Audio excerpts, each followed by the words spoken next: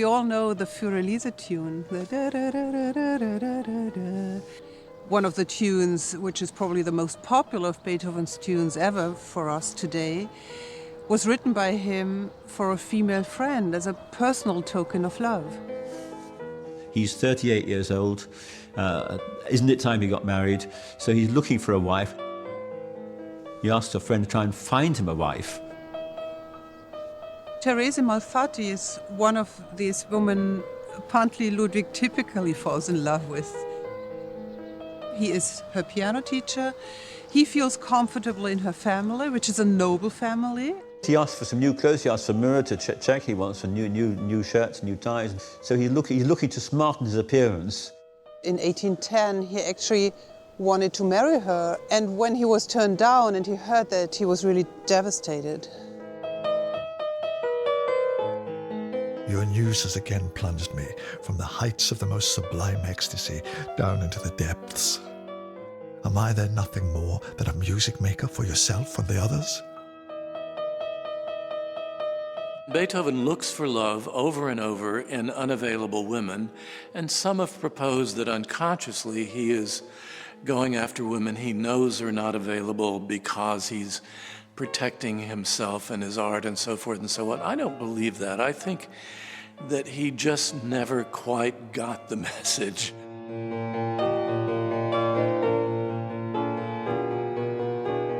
Beethoven's day-to-day, everyday life was so kind of hectic and dysfunctional in many ways. He was able to create the life he wanted in his music because it has love, passion, tears, embraces, everything is there. I thank all those women who rejected him because he put all that passion into the music. In one of his rare flashes of self-understanding, Beethoven writes to a publisher at one point, "Everything I do outside music is badly done and stupid."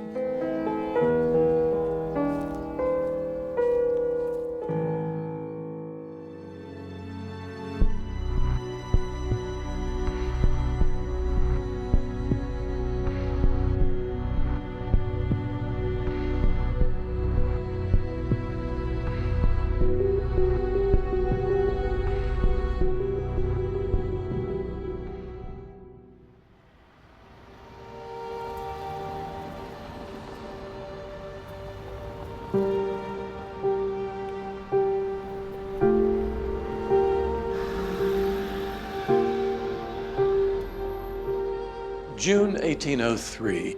Beethoven is 32 years old. The heat and the dust were wretched in Vienna, so he always went somewhere in the summer. He arrives in Oberderbling, just up the hill from Heiligenstadt, where the autumn before he had written the Cry from the Cross, which we call the Heiligenstadt Testament. It's also a kind of a suicide note in which he basically saw for the first time clearly what his life was going to be, both in terms of what he was attempting to achieve and what he was going to have to contend with. His hearing was going to get worse. His health, which involved painful digestive problems, that's not going to get better. He turns at one point defiant and he says, "I can't imagine killing myself when I haven't done what I know I can do yet." And in June 1803, he writes the Eroica Symphony.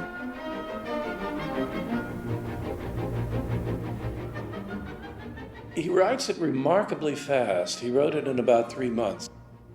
But now, it wasn't called the Eroica yet. When he conceived it, it was very importantly called Bonaparte. It was a piece specifically about Napoleon, the most famous, important person in the world at that point.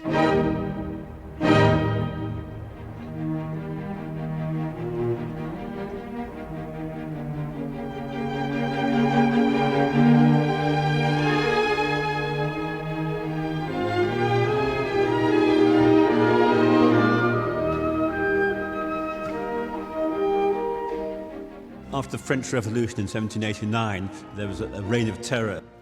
and it wasn't clear what was going to happen in France, but Napoleon eventually rose to prominence with a series of victories and battles. The idea being to liberate Europe from all the wicked regimes which were seen to be around at the time. And he sees Napoleon as liberating Europe and producing a sense of progress. And so Beethoven perhaps sees himself as a kind of musical equivalent, trying to liberate music from old-fashioned styles and move forward.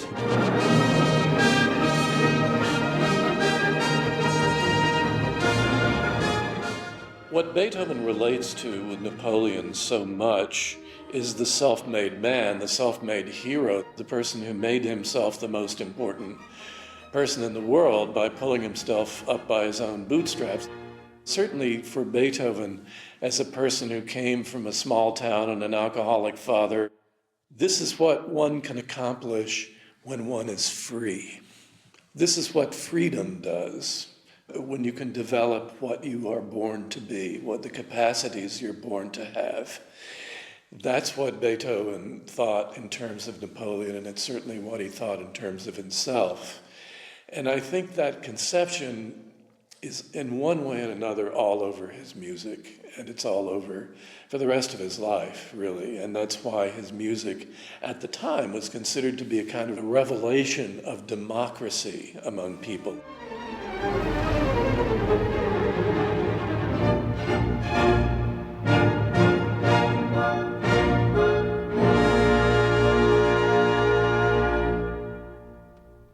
We are in the private living room of Count Lobkowitz, and Lobkowitz is one of the big patrons of Beethoven.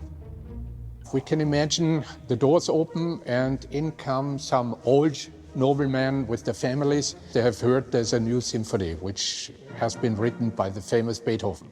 So Beethoven is here, he conducts the symphony, and you hear some sounds which never before have been heard.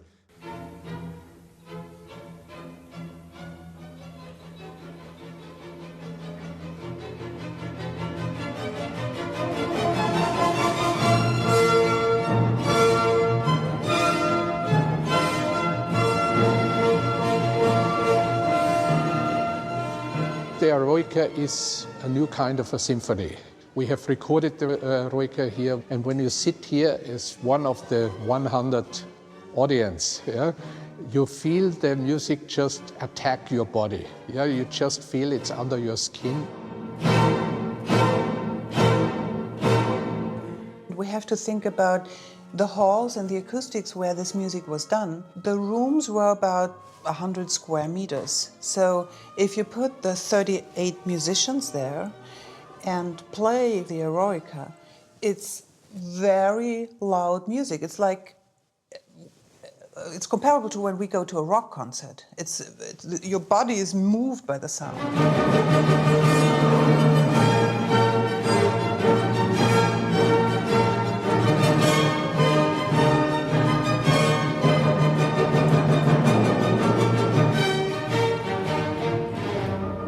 If you wanted to have the same sound expression in, say, a modern concert hall like Berlin Philharmonics, you would need more than 1,000 musicians to get the same impression. People are just totally disturbed by the fact how loud this music is.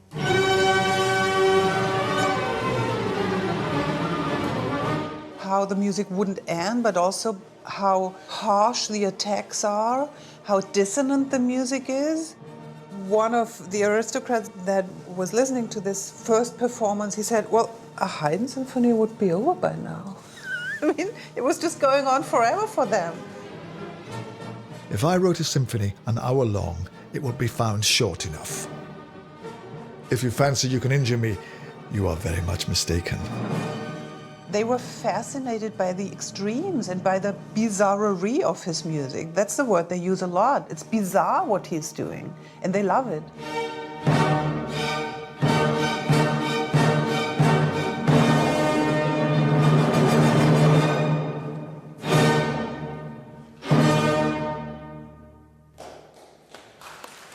The student Rees, when he was writing a publisher to introduce it, simply said, I believe when this work is premiered, heaven and earth will tremble. Now, you didn't say things like that about a Haydn symphony or even a Mozart symphony. You did not say heaven and earth were going to tremble.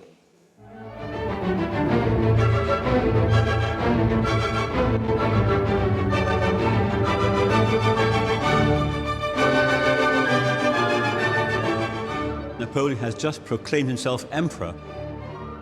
He'd seen Napoleon as liberating Europe from tyranny, and now he is going to become a tyrant himself. And so Beethoven's absolutely furious.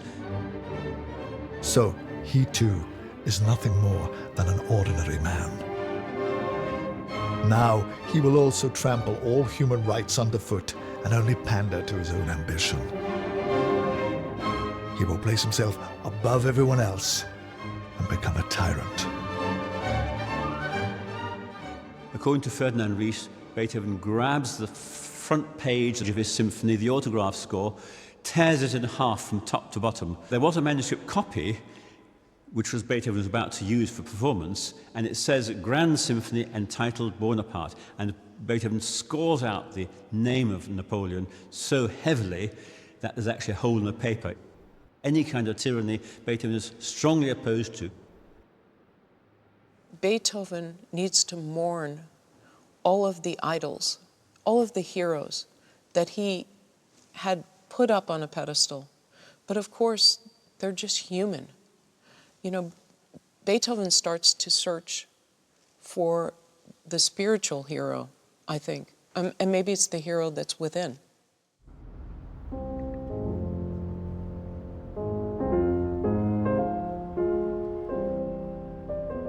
The myth of Beethoven is that he was beyond subservience. He was too independent, did not need patrons and all that sort of thing, but in fact he depends on them very much.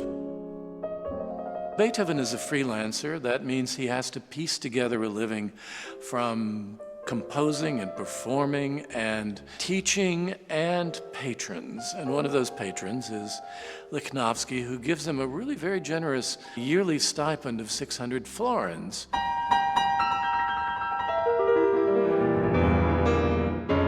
And that's great until Beethoven is visiting out in the country in Lichnowsky's palace, and there are some French officers visiting who were occupying Vienna at the time. They're Napoleon's soldiers.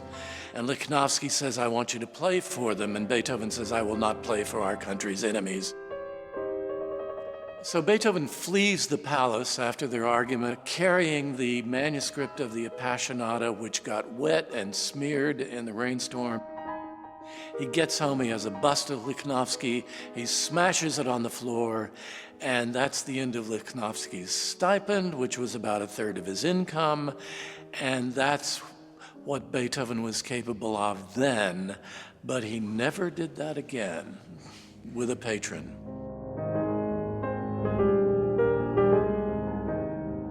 The legend says that after this episode, Beethoven goes to Lichnowsky and says, Prince, what you are by birth. What I am, I made myself. There will be many thousands of princes. There is only one Beethoven. Did he actually say that? We don't really know. Could he have said that? Yes, absolutely. And of course, he was right.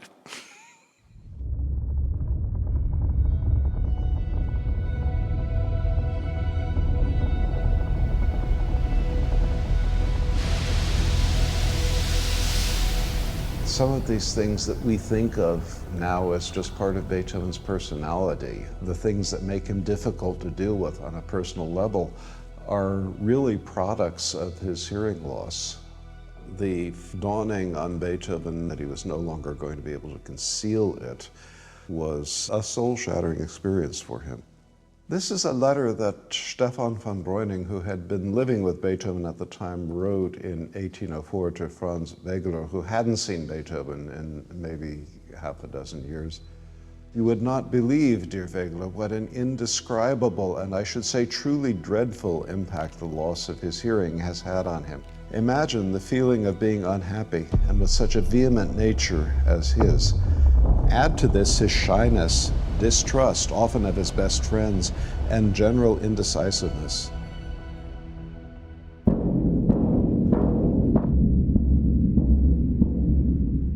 In my situation, I find I spend a lot of time on my own because I need to clear things out. I need to just listen to myself, because you can get bombarded with other things that affect other things that you do, and therefore your mood.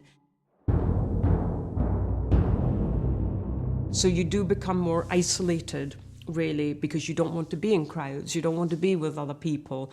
So I feel that everything is very targeted, almost. Anything that he does is for himself and his own exploration. I think with deafness, everything becomes focused. So if I speak with you, I'm speaking with you. I'm not also listening to something else or being distracted by something else. Yes, I may see other things, and that's part of my hearing world, but you are the most important thing in my life right now. Or if I'm striking this bass drum, this is the most important thing in my life. So that's the kind of focus that often you'll find with deaf people.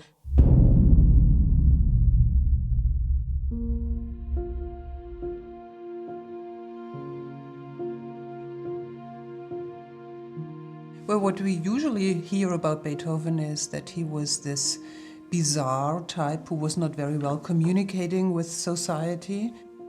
So I do think that this is one of the many sources that gives us an idea of how much he actually was involved with the people around him. Beethoven very much enjoyed looking at women. Lovely, youthful faces particularly pleased him. If we passed a girl who could boast her share of charms, he would turn around, look at her sharply through his glass, then laugh or grin when he realized I was watching him. He was very frequently in love, but usually only for a short time. It's fair to say that Beethoven always falls in love with the same type of woman. It means beautiful, young, aristocratic, and with a love for music. In the summer of 1804, Beethoven visits Charlotte von Brunswick in Hietzing. He knows the family von Brunswick since many years. At that occasion, he meets her sister Josephine again. She just lost her husband with pneumonia, and she's pregnant with her fourth child. When they can't see each other, they exchange letters where the wording is very, very touching. I mean, both of them write that, Beethoven writes that Josephine is the only person that understands him, and vice versa. Dear kind Beethoven, according to my promise, you're receiving a report from me on the first post day after my arrival. How are you? What are you doing? These questions occupy me rather often, very often. We know that there is this letter exchange between Josephine and Ludwig, and we know that they love each other, and this is, the myth rather has him alone. November 1804, by now, he's courting her in earnest. Courting her as a composer, he presents her with a song, An die Hoffnung, to hope.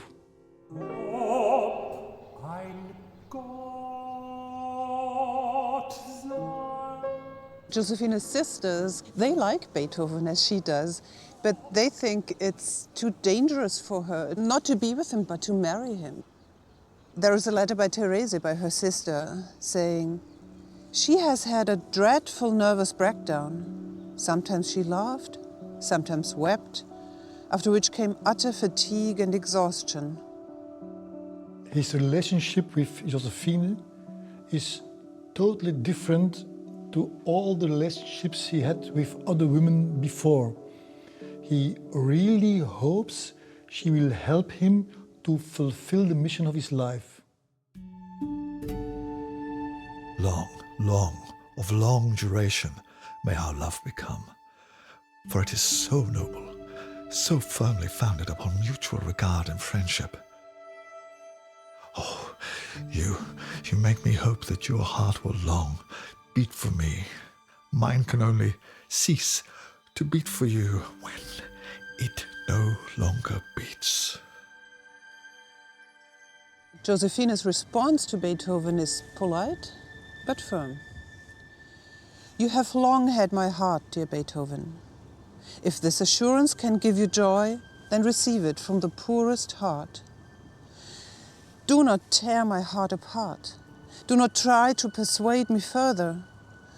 I love you inexpressibly, as one gentle soul does another. Are you not capable of this covenant? I am not receptive to other forms of love for the present. She knows that she won't be able to marry him because there is a question of she being a noble person and him being a bourgeois person that obviously it's allowed to be in contact with each other, but you're not allowed to marry. I mean, she would lose her noble connections with that. She would be a persona non grata if she did that.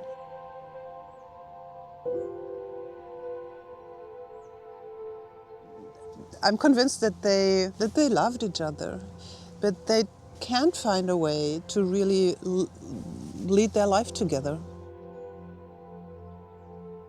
In 1805, she writes with an air of finality, I love you and value your moral character.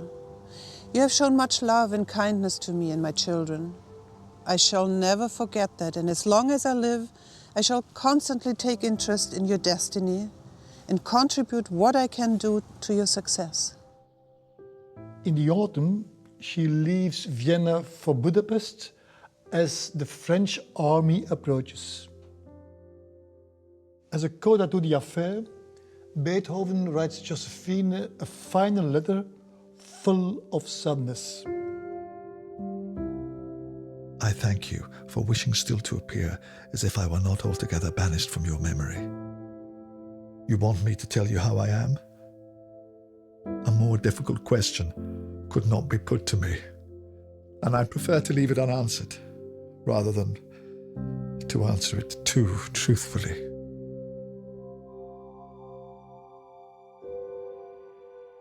It's really clear to me why Ludwig falls in love with these women that he can't really reach. He's lost his mother, the one woman that truly loved him. And he, in some ways, wants to bring her back. And he goes after these impossible women who socially and financially are out of his league. It's just not realistic.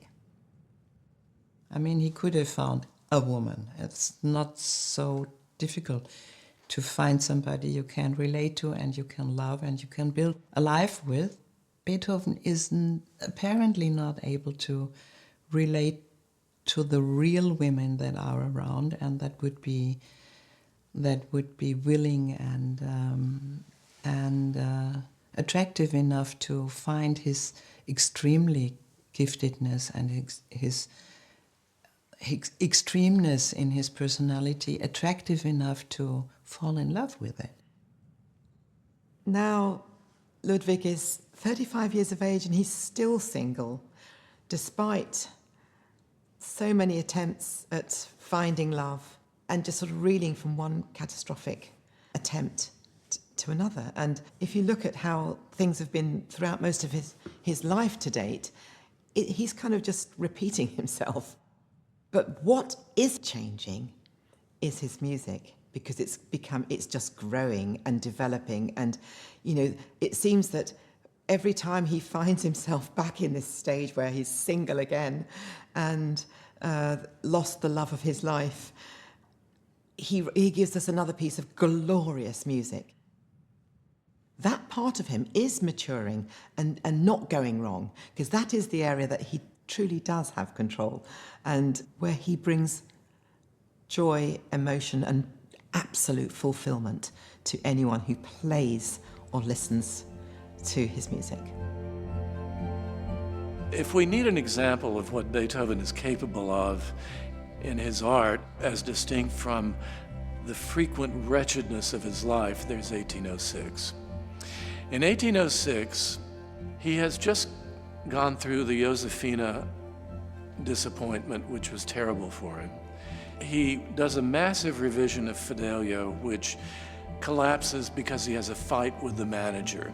He has fevers that go on for months. He has an infected finger that nearly loses the finger. So his life is a shambles.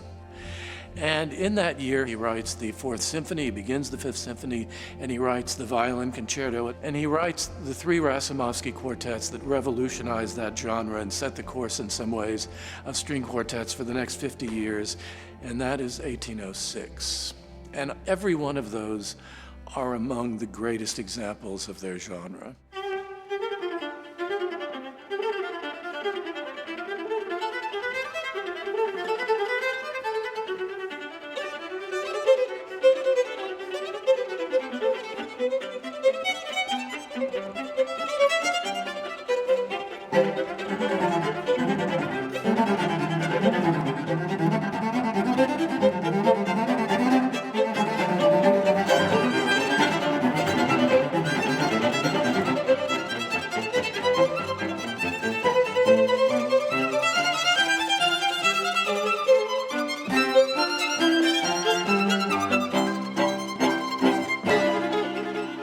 Count Razumovsky is the Russian ambassador in Vienna. He's a great enthusiast. He loves playing the violin. He plays Haydn string quartets. He's obsessed with Beethoven. He commissions him to write three quartets. He imagines at first himself as a player in these works, but then when it becomes clear how difficult the music is, he decides that he'll have a quartet in residence at his palace, and he himself won't play, he will just employ the players. Beethoven was reflecting the extreme turbulence of the times with the Napoleonic Wars, and Austria and Russia had recently had this horrible defeat at the Battle of Austerlitz at the hands of Napoleon. There were wounded Austrian and Russian soldiers in the streets of Vienna. People perhaps expected their music to be a relief from those events, to be something more contained, more manageable. And instead, Beethoven's reflecting humanity at its most complex and its most tragic.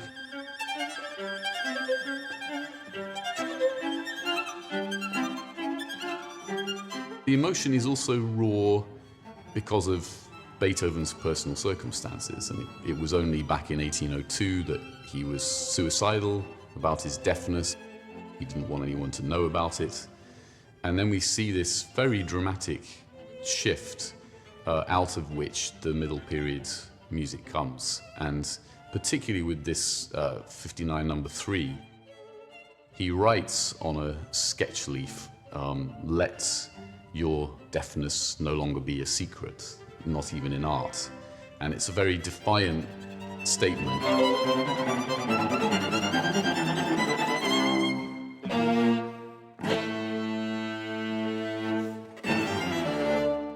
You see the joy in the Razumovsky quartets as something that is not easily won. It comes out of the suffering, and it's that much more powerful.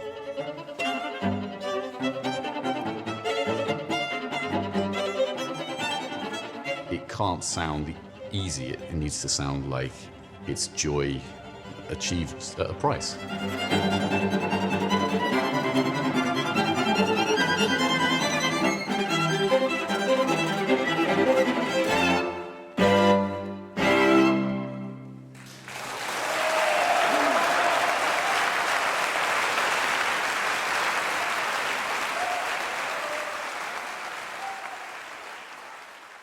Forget about the music, about the human being. He is able to find some inner strength that maybe he didn't even know he had, and hang on to that and look inward and go to, I think, a place in his soul that many of us never experience.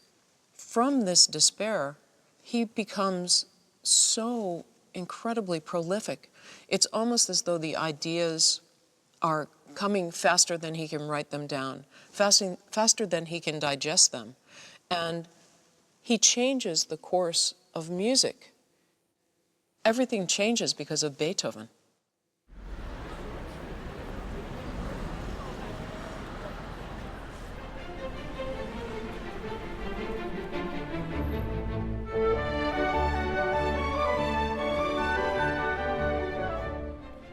This is a wonderful date, the 22nd of December, 1808, 2 days before Christmas. And Beethoven wants to perform most of his new composed pieces. Beethoven composed so much music, symphonic music, in that 3-4 years before 1808, that he had the feeling he has to present to the audience all what he has written or composed new. The concert starts with the Sixth Symphony, Pastorale.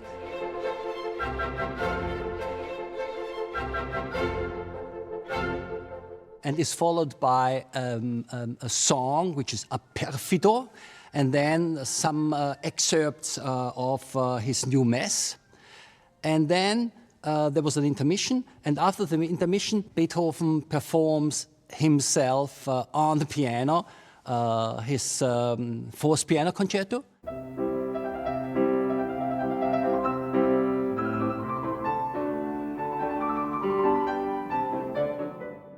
Followed by, again, parts of his new Mass. And then he performed the Fifth Symphony. The first some bars is so it's a very strong music, and the people said, oh my God, that is not Baroque music anymore. It starts with this famous few notes, and the first movement is wild and dark and driven and passionate.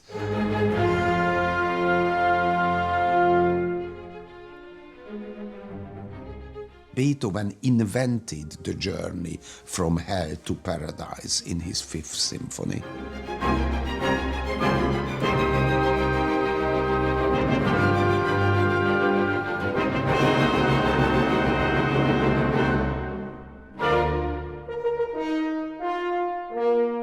Music shows that there is a possibility of coming out of tragedy and arrive to jubilation. By listening to the Fifth Symphony, if you are in trouble, you end up feeling good.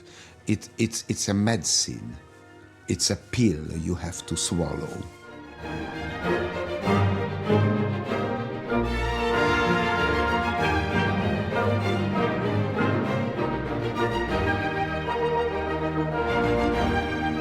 And even had only one rehearsal for a 4 hours concert, and therefore the quality of the concert was very, very low. It was wintertime in Vienna, and they couldn't really heat the theater as much as it was needed. And therefore, the audience found it's too cold to listen to a concert. The people left and thought, oh my God, what was that concert? I ran the theater 200 years later, and I did exactly the program, and for God's sake, it was rehearsed properly, it was a high quality, and my audience not only gave a big applause after 4 hours, but have been very satisfied. That is the difference between 1808 and 2008. Beethoven stands between two generations. With one foot, he is firmly grounded in the Mozart generation, who were the generation of the Enlightenment. Beethoven lived in the same period as Goethe lived, who was the prototype of Enlightenment. Beethoven, with his other part of his profile, was a member of the new Romantic age. What is Romanticism? Romanticism is expression of feelings. And Beethoven was the person who actually moved music out of the Enlightenment into Romanticism.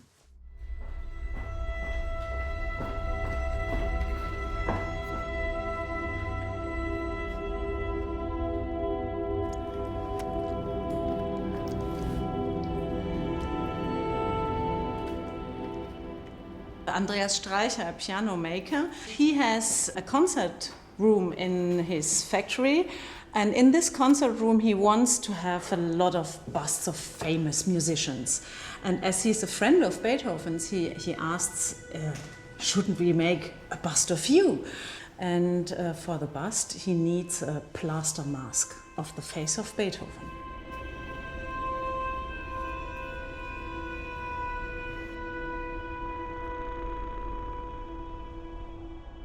From this mask, they make this bust. So we know that from the proportions, this is the face of Beethoven. And this is very moving, I think. Beethoven was a very life-loving guy, somebody who made jokes with his friends. But when they produce the plaster mask, they put straws in his nose so that he could breathe. And everything else was plaster. And Beethoven is very angry when he gets the plaster on his face because it doesn't feel very good. This is why we have this grim expression, this stressed expression on his face. This bust will become very famous as an image of Beethoven, and this is why we always think Beethoven is the grim Titanic guy. What underlies his creation is love towards humanity. Maybe not towards particular people. We know that he could be very angry at certain people, but a love towards humanity in general. And this is something which lends most of his music this uplifting quality.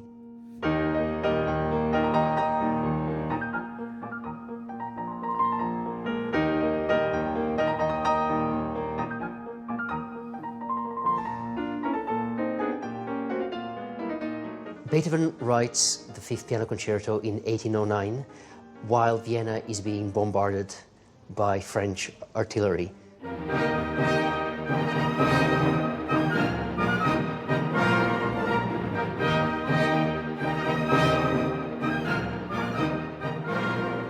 Beethoven is horrified. He sees nothing but misery and squalor on the streets, which he writes about to his friends.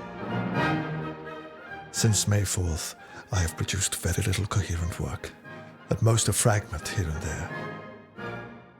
The whole course of events has affected my body and soul. What a disturbing, wild life around me. Nothing but drums, cannons, men, misery of all sorts. He's hiding in a basement during the bombardments, trying desperately to protect the last vestiges of his hearing from impact of the shells falling. And during this time, he writes what would become one of his best-known pieces, one which shows great resilience of spirit. It is music which is entirely uplifting. It is music which is so energetic.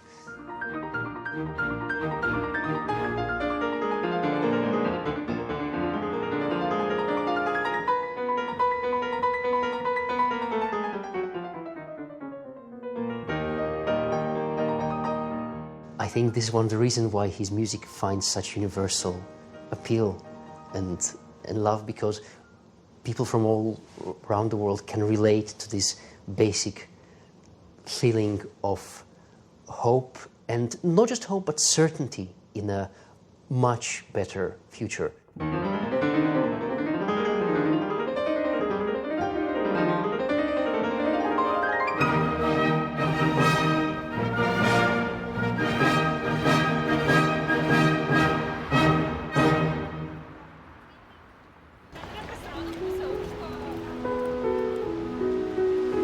Beethoven can express emotions in music in a way that you can never quite do it in words.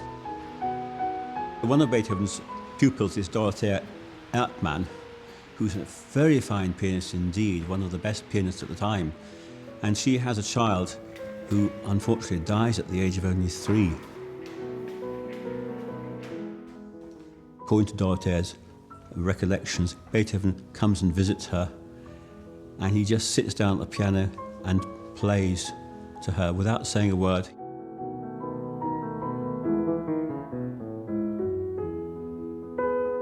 He just improvises, extemporizes, plays for goodness knows how long. He just played and then just left without saying a word. That was his consolation, his way of comforting her.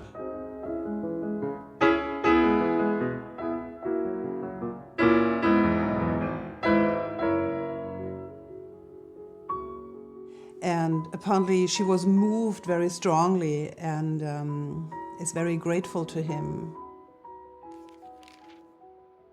Who could describe this music? One thought they heard choirs of angels which celebrated the entry of my poor child into the world of light. Then, as he finished, he pressed my hand with a heavy heart and left just as silently as he had come. Beethoven is a person that is capable to engage with people around him. He is alert to their feelings, who is empathetic, who listens, who tries to compose his music in a way so that it's meaningful to the people around him.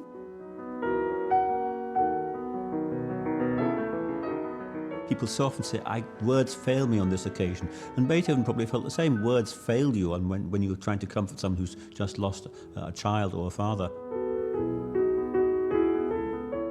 And so by playing music, that sort of comforts in a way that words can't. And so he gets the sort of emotion in the music in a way that one can never quite do the same with words. So he's actually inspiring her in that way.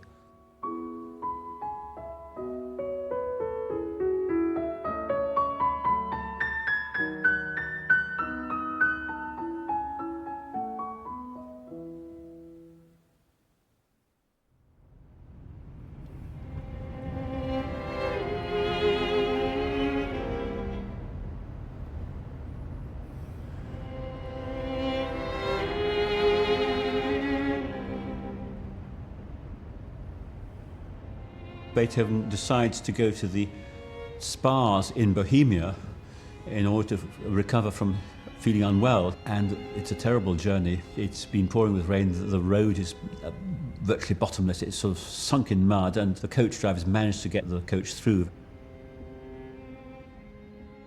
And so while he's still in bed, he writes this letter to the woman who's now known as the Immortal Beloved. My angel, my all, myself. Only a few words today. In fact, with pencil, with yours. Can our love exist but by sacrifices? By not demanding everything? Can you change it? That you are not completely mine, I am not completely yours. Oh God, look upon beautiful nature and calm yourself over what must be. It's 1812, Beethoven is now 41 years of age, and all attempts at a relationship have been a disaster. He's been in and out of love for as long as we can remember. And he has written this incredible, beautiful love letter to somebody that has played into his myth. While still in bed, my thoughts surged towards you, my immortal beloved. Now joyfully, then again sorrowfully, waiting to know whether fate will hear us. I must live with you entirely or not at all. You can see the ending of that letter here on the page is almost ecstatic in the writing. It's flailing around and almost out of control on the page, as his feelings are almost out of control. Be calm. Love me. Today, yesterday, what a tearful desire to be with you. You, my life, my all. Farewell. Oh, never cease to love me, never misguide the most faithful heart of your beloved. Eternally yours, eternally mine, eternally ours. L. The point of this letter seems to be that they can't be together now. Between the lines, there's a certain suspicion, a certain intimation that maybe they never can be together. It's so touching in his wording. It's really a love letter in the best sense. But at the same time, it's so mysterious. I mean, we still don't really know who the woman was. The candidates are Amélie Brentano. She was an unhappily married woman to a businessman who was a friend of Beethoven's. Were they carrying on a backstairs romance? That doesn't seem very likely. Another is Bettina Brentano, who had wanted to be a muse to genius, but she was about to be married to a poet. Josefina Dame, who he had written letters to, but as far as we know, he hadn't seen her for years, and she was nowhere in the vicinity. This is a very interesting piece of writing. He imagines a situation with somebody he loves in a very vivid way. In the letter itself, he puts in a movie scene an image of how he wants to be with a woman and how he wants to be as a person. He's giving his inner feelings an immediate, not very formed expression. He imagines himself as being in the place where he always wanted to be. Beethoven is apparently not able to relate to the real women that are around. There have been women who fell in love with this special, crazy man, but what a craziness. But he couldn't work it out because he had I think because he had such an overflated idea of himself that he couldn't make the step from the ideal worked out, I want to be this, to the not so ideal, but I can have that. The wording of this love letter to the immortal beloved is very near to the earlier letters Beethoven exchanged with Josefine. I actually think, due to the work of especially female researchers, we by now can be 90% sure that Josefine is the immortal beloved. There's no postal marks or anything on it, which makes me think it almost certainly wasn't sent. I'm pretty sure that Beethoven, having written the letter, felt that that was almost the end of the story. He declared his love in the letter. He was going to keep that as a sort of permanent memento of the woman, permanent record of his love. His love was all poured out into the letter. And in the same way, the Heiligenstadt testament was a kind of ceremonial burial of his emotional feelings over his deafness, his suffering and grief. Here, there's a ceremonial burial of his love for the woman. I wonder if this is a wake-up moment for him, a moment of realization. He's in some way resigned to the fact that if he can't have her, that's it. He's put everything into it. He cannot find another ounce of himself. He doesn't feel he's worth it anymore.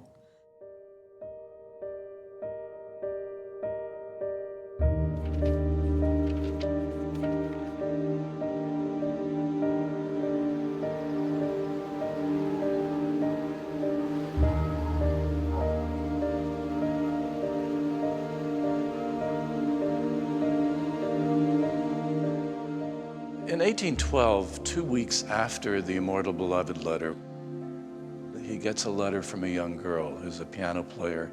She sends him a wallet that she made herself. Your wallet will be treasured among other tokens of regard, which several people have expressed for me, but which I am still far from deserving. Do not rob Handel, Haydn, and Mozart of their laurel wreaths.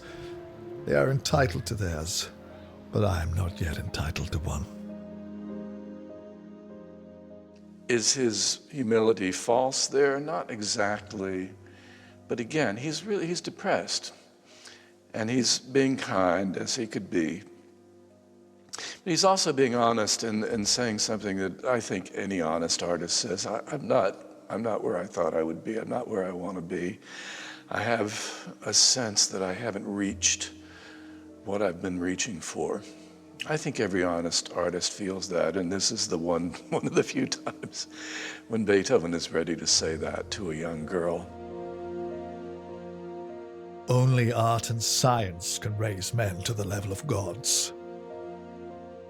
The true artist has no pride. He sees, unfortunately, that art has no limits.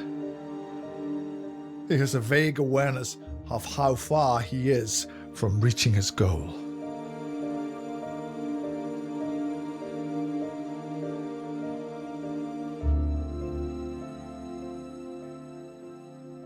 The aftermath of the Immortal Beloved affair you see play out over the next couple of years of his life. He's in a bad state, perhaps drinking heavily. A friend who visits him in this period says, "I will refrain from describing the state he was in." And he begins keeping a diary in this period. And this is one of the entries in the diary. Oh, terrible circumstances which do not suppress my longing for domesticity, but prevent its realization. Oh God, God, look down upon the unhappy Beethoven. Do not let it continue like this any longer. When the implications of all this settled in, that he was not going to have the love that he had always wanted, he was not going to have the family that he always wanted, he was going to have to live for himself and his art only. You must not be human. Not for yourself, only for others. For you, there can be no more happiness, except within yourself, in your art. Oh God, give me the strength to conquer myself. Nothing must bind me to this life. All is ruined. You have to be lonely in order to be an all-embracing great personality like Beethoven was.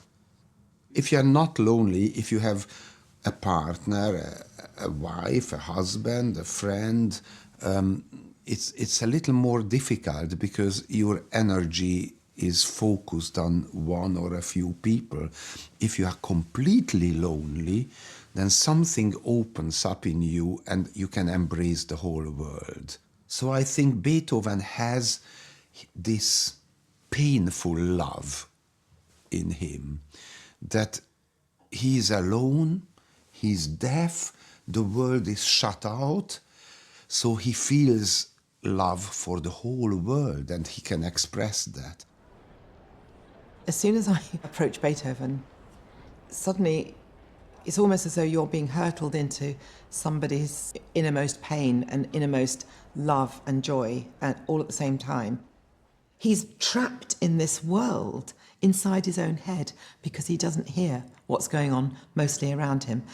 And then he gives us the Seventh Symphony.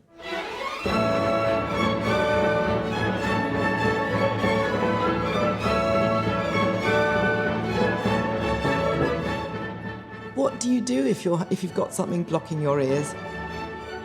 You ask somebody to speak louder to you because you can't hear them. If they're going to hear his music, they're going to hear his music. He's crying out his pain as well, because his most excruciating chords and dissonances are the moments of the most volume.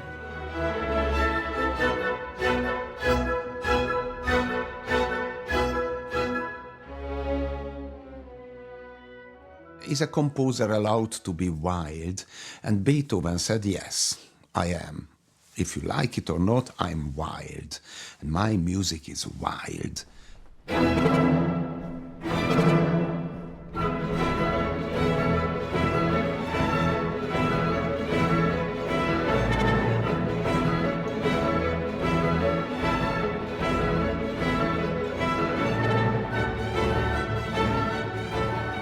The Seventh Symphony picks up an idea which seems to be fashionable, the repetitive rhythm, a certain rhythmic pattern, and this goes on and on and on. If it's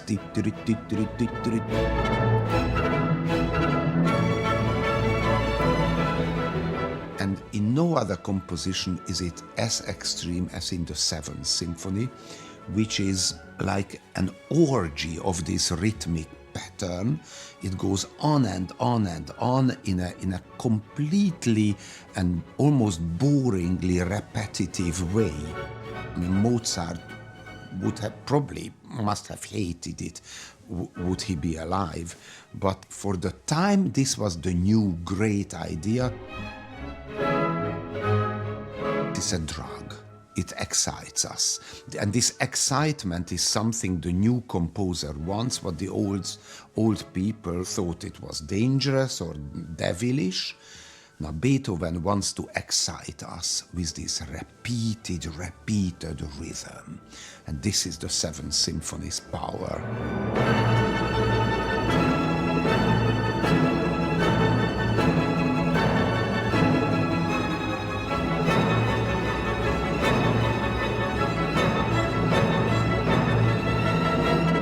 There may be people who have great taste and say, come on, Beethoven, this is impossible. How can you write about 700 times the same rhythmic pattern? And then he says, this is exactly what I do, and it will excite people and they will love it.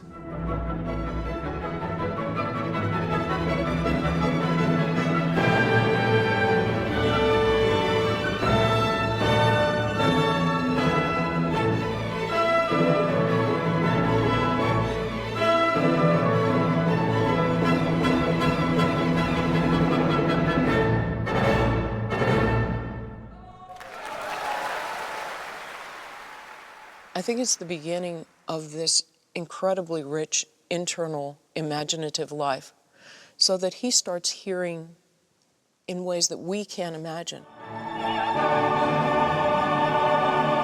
Forget the world. Okay, I can't hear that. Now I'm going to hear music from heaven. I'm going to hear music from hell. I'm going to hear music that no one else can hear. And then he shares that with us. And this is the revolution for me.